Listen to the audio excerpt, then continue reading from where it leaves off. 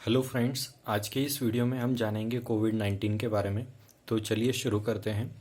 कोविड-19 जिसे कि corona virus disease 2019 कहते हैं, उसके और भी दो तीन नाम हैं। सबसे पहला नाम जो यूज़ किया गया था उसे बोलते हैं novel corona virus.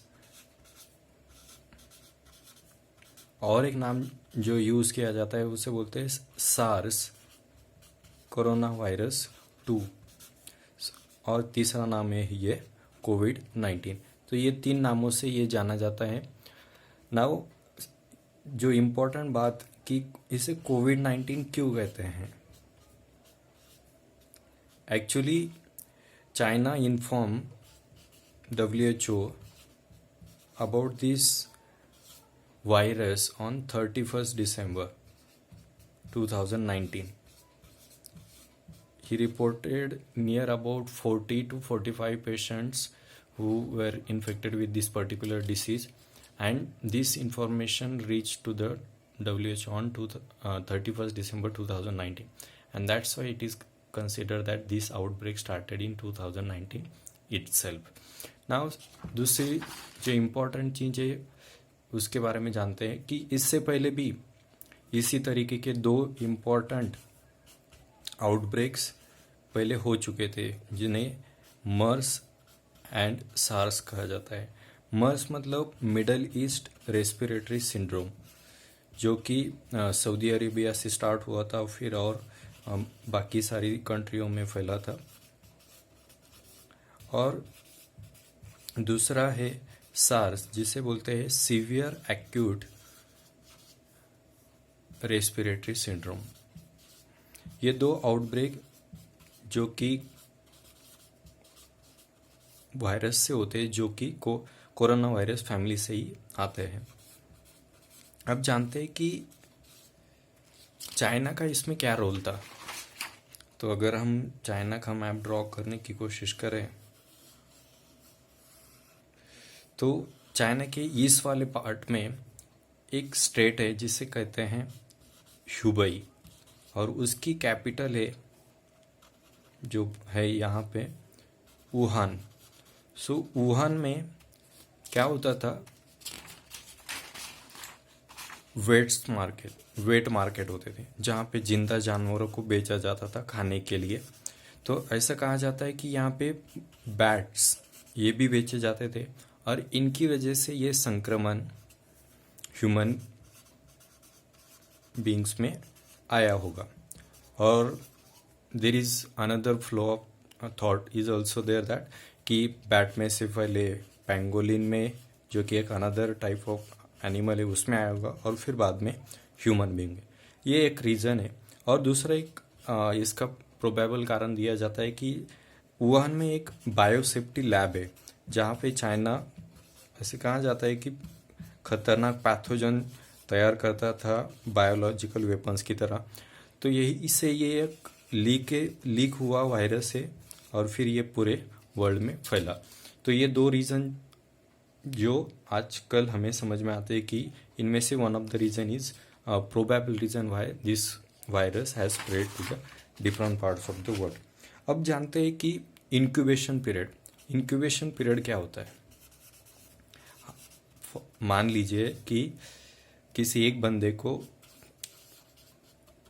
Corona virus का इन्फेक्शन हो गया। Now he has been exposed to the virus, he will show symptoms. So how much time his body will take to show that symptom is known as incubation period from exposure to symptoms. So in COVID-19 case it is 1 to 14 days, but generally within 5 to 6 days body starts showing symptoms. Now इसके testing के बारे में जानते हैं।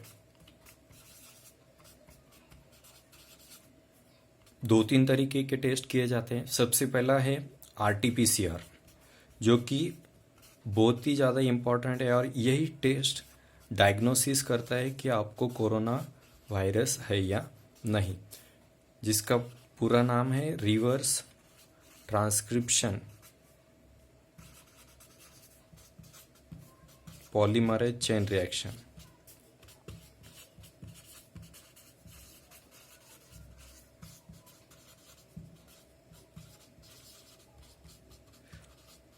और दूसरी एक test होती है जिसे सेरोलॉजिकल टेस्ट या फिर एंटीबॉडी टेस्ट भी कहा जाता है।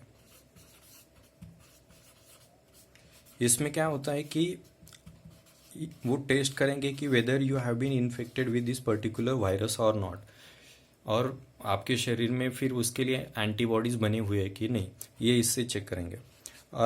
और एक टेस्ट होती है जिसे बोलते हैं pool testing.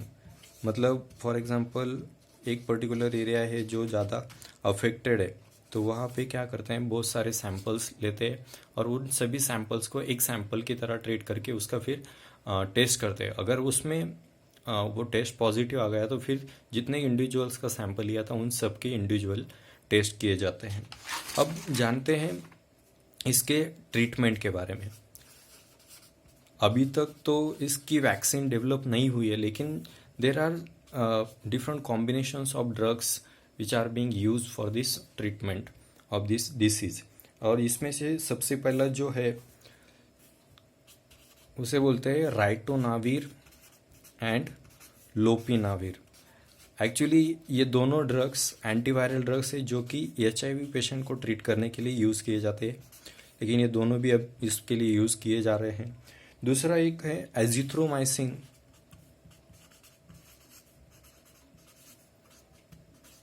And hydroxychloroquine, that is HCQ। लेकिन हाइड्रोक्सीक्लोरोक्विन इनिशियली बना था मलेरिया के क्योर के लिए, और अगर इसका इस्तेमाल इस कोविड-19 के लिए होता है तो इसमें एक खतरा होता है कि इरेगुलर हार्ट बीट्स की कंप्लेन पेशेंट करने लगते हैं। सो ये इसमें एक खतरा होता है। ये दो ऑप्शन है। तीसरा ऑप्शन है प्लाज्मा थेरेपी, जिसे कॉन्वल्सेंट प्लाज्मा थेरेपी भी कहते हैं। मान लीजिए कोई पेशेंट जिससे कोविड-19 था तो वो ठीक होकर वापस अपने घर लौटा है, तो उसके 10 या 15 दिन में वो अपना प्लाज्मा देकर किसी और कोविड-19 के पेशेंट को मदद कर सकता है। और एक चौथा जो रिसेंटली अप्रूव्ड हुआ है रेमडेसिविर। US गवर्नमेंट के जो ऑर्गेनाइजेशन है जिसे कहते हैं US FDA, उन्होंने इसके लिए जो कंपनी है, जिस कंपनी ने ये डेवलप किया था उसका नाम था गिलेड साइंसेस, उसको परमिशन दी है ट्रायल्स के लिए। ये 4 तरीके के ट्रीटमेंट है, लेकिन ये डिपेंड करता है कि पेशेंट का डिसीज़ कौन से लेवल पे है, उसको अदर कोमॉर्बिडिटीज़ है या नहीं, उसके ऊपर डिपेंड करता है कि कौन सी ड्रग्स एडमिनिस्टर की जाएगी। ये हुआ ट्रीटमेंट के बारे में। अब जानते हैं WHO एंड कोविड-19 इन दोनों का कैसा साथ रहा है। WHO ने 11 मार्च 2020 को इसे पेंडेमिक घोषित कर दिया था। पेंडेमिक मतलब where all the countries will put their resources in order to tackle this problem. So ये बहुत बड़ा और इम्पोर्टेंट स्टेप्स होता है किसी पर्टिकुलर डिसीज़ को पेंडेमिक घोषित कर देना, ये इतना आसान नहीं है। अब WHO का जो हेडक्वार्टर है वो है जिनेवा में, जो आता है स्विट्ज़रलैंड में। और इनके जो अभी के जो डायरेक्टर हैं जिनका नाम है टेड्रोस एधनम गेब्रेसिस,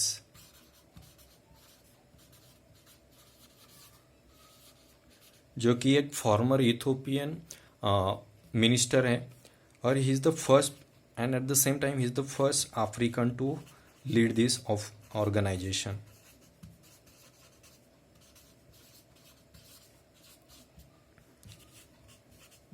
अब WHO की एक बॉडी होती है जिसे बोलते हैं वर्ल्ड हेल्थ असेंबली, जो कि हाईएस्ट डिसीजन मेकिंग बॉडी होती है, जो कि डिसाइड करती है कि WHO के फंड कैसे अलॉट होंगे, WHO का प्रोग्राम क्या रहेगा, कौन से एरियाज में टारगेट करके प्रोग्राम्स बनाए जाएंगे एंड ग्राउंड लेवल पर डिलीवरी या फिर उसका ट्रीटमेंट किया जाएगा।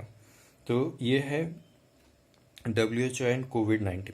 अब इसमें एक बात आती है कि जो फंड है, फंड कहाँ से मिलता है डब्ल्यूएचओ को? सो USA was the highest fund provider to the WHO, which has recently declared that it is not going to support the WHO financially. After that आता है ब्रिटेन, और ब्रिटेन के बाद आता है फिर बिलिंदा एंड गेट्स फाउंडेशन. सो ये 3 इम्पॉर्टेंट फंड प्रोवाइडर है WHO के. एक लास्ट इम्पॉर्टेंट पॉइंट इसका सैनिटाइजेशन टनल, जो कि हम बहुत ज़्यादा सुन रहे हैं आजकल. सो सैनिटाइजेशन टनल होता क्या है, कौन सा लिक्विड इसमें यूज़ किया जाता है? अगर हम WHO के नॉर्म्स से देखें तो 1% of sodium chloride, sodium hypochlorite mixture है जो पानी में मिक्स किया जाता है, जिसे हम ब्लीचिंग पाउडर भी कहते हैं.